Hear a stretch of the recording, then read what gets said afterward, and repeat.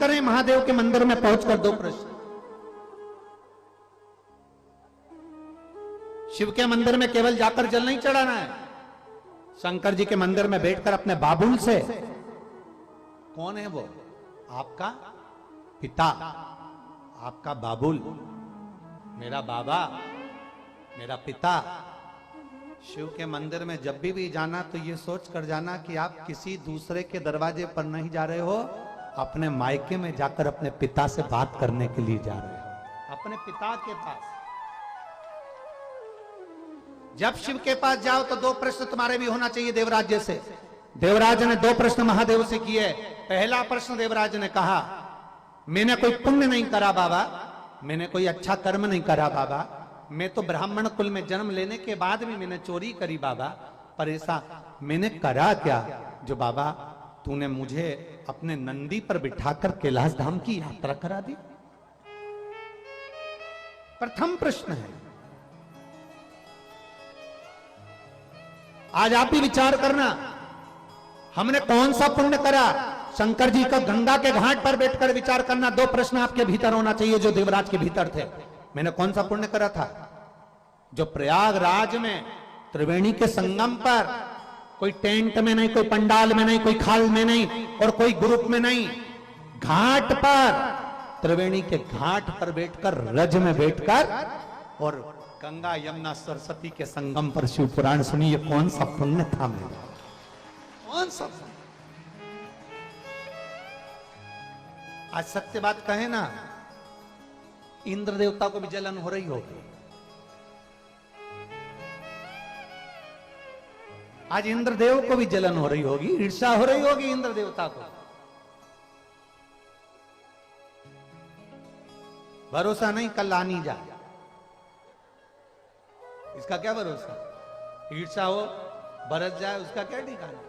इंद्र को भी ईर्ष्या अंदर से हो रही होगी और इंद्र भी सोच रहे होंगे कि इतना पुण्य इकट्ठा अगर इन लोगों ने कर लिया, और पुण्य अगर वो कहते हैं ना कि व्रत पूरा हो जाता है तो भगवान को आना पड़ता है, इसलिए भगवान क्या करते हैं कि आपके व्रत को सफल नहीं होने देते।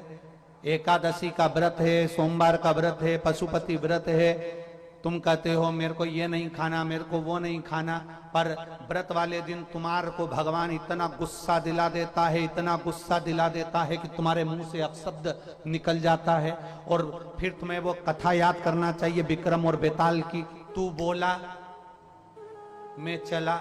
उसी तरह व्रत वाले दिन तुम्हारे मुख से अपशब्द निकला, व्रत पूरा समाप्त।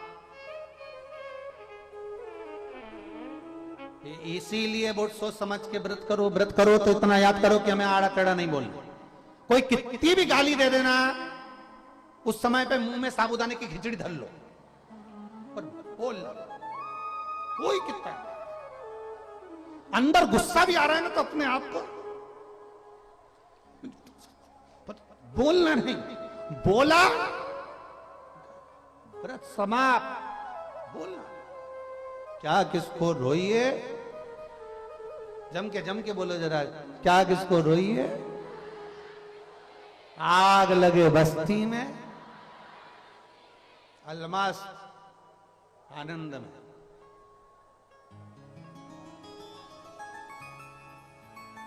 शिव कथा कर रहे, भगवान शंकर का चरित्र कर रहा है। समय आया, बाबा से एक प्रश्न किया, मैंने पुण्य कौन सा करा था? शंकर भगवान ने बोला, तेरा पुण्य नहीं है, तेरी माता का पुण्य है। जब कोई स्त्री, कोई नारी, कोई पुरुष एक लोटा जल महादेव को चढ़ाता है तो वह अपने दादा का और अपने नाना के 71 पीढ़ी को पार लगा देता है। ये तेरा पुण्य। दूसरा प्रश्न है देवराज का, आपका दर्शन मुझे मिला, मेरे जैसे पापी को आपका दर्शन मिला, कारण क्या है? शंकर भगवान कहते हैं बेलपत्री का वृक्ष साधारण वृक्ष नहीं होता, एक बेलपत्र का मात्र स्पर्श हो जाता है तो 12 ज्योतिर्लिंग का दर्शन एक बार में प्राप्त हो जाता है। इसलिए बेलपत्री के वृक्ष की छांव में तेरे प्राण छूटे हैं, इसलिए मेरा दर्शन तुझे हुआ? ये दो प्रश्न हमारे भीतर होना चाहिए। अगर हम मंदिर में जा रहे हैं और बाबा का हमको दर्शन हो रहा है तो हमें ये प्रसन्नता होना चाहिए कि हमें क्यों हो रहा है, कौन सा पुण्य हुआ हमारा, प्रबल हुआ हमारा जो हमें मिला। पुण्य की प्रबलता। समय आया, बिंदुक नाम का ब्राह्मण धन ले जा रहा था चोरी का, पानी में गिरकर मर गया, प्राण छूट गए, प्रेत की योनि में पड़ गया। उसकी धर्म पत्नी चंचुला काशी की यात्रा पर गई बाबा के दर्शन करने के लिए। बाबा के दर्शन करने के लिए। करंट आ रहा है इसमें, हल्का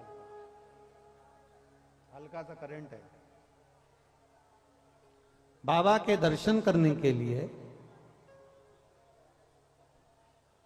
भगवान शिव के दर्शन करने के लिए जब चंचुला देवी काशी में पहुंची, और काशी में जब चंचुला देवी पहुंची तो चंचुला ने जब काशी का दर्शन किया, दर्शन करने के बाद गंगा जी में उसके प्राण छूट गए, प्रेत की योनि से मुक्त हुआ था वो। बिंदुक जो प्रेत योनि में पड़ा था उसके लिए चंचुला देवी ने भगवान शिव जी से प्रार्थना करी। बाबा देवाधिदेव महादेव की धर्मपत्नी माता पार्वती जी की सखी बनी और वहीं रहकर उन्होंने शिव अर्चना का आनंद लिया। ईसर जी और गोरा जी बनकर भगवान देवाधिदेव महादेव पधार कर तुमरुका जी के मुख से भगवान शंकर पवित्र आनंदमय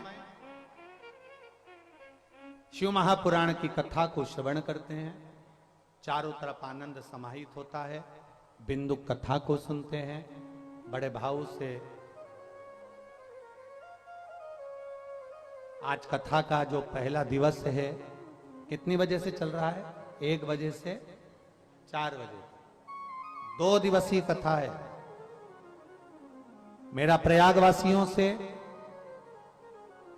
कल्पवास करने वाले सभी यात्रियों से भी निवेदन करूंगा, मौका मत छोड़ना।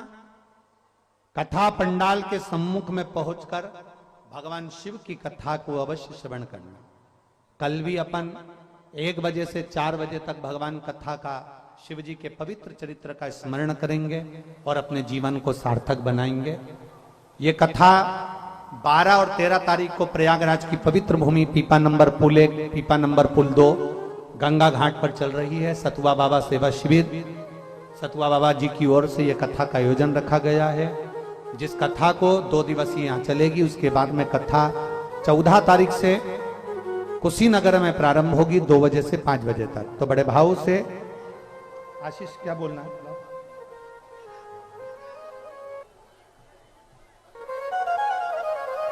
बाबा की पवित्र कथा का लाभ आप और अपन सभी लेंगे। यहाँ पधारे हुए कथा मंडप में सभी संत, साधु, गुरुजन, महामंडलेश्वर, मंडलेश्वर, जो भी संत, साधु, गुरुजन, तपस्वी जन यहाँ पधारे हैं, सभी को प्रणाम करते हैं, नमन करते हैं। सभी संतों को नमन करते हैं और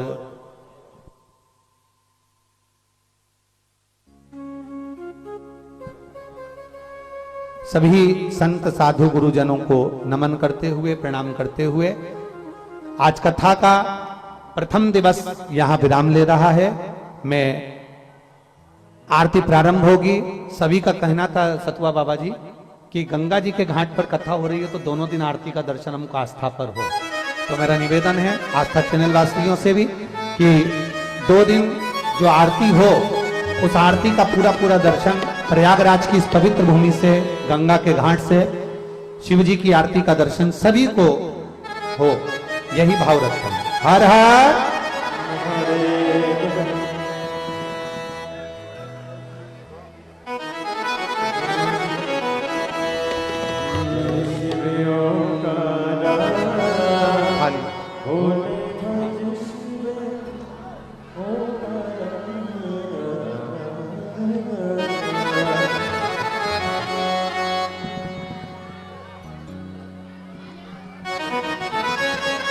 भगवान शिव की पवित्र कथा का लाभ आप और हम ले रहे हैं।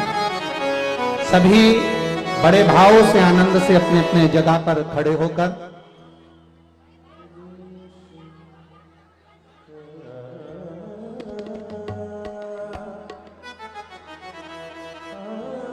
पवित्र शिव महापुराण की कथा का लाभ लेंगे और अपने जीवन को सार्थक जय शिव ओंकार बोले भज शिव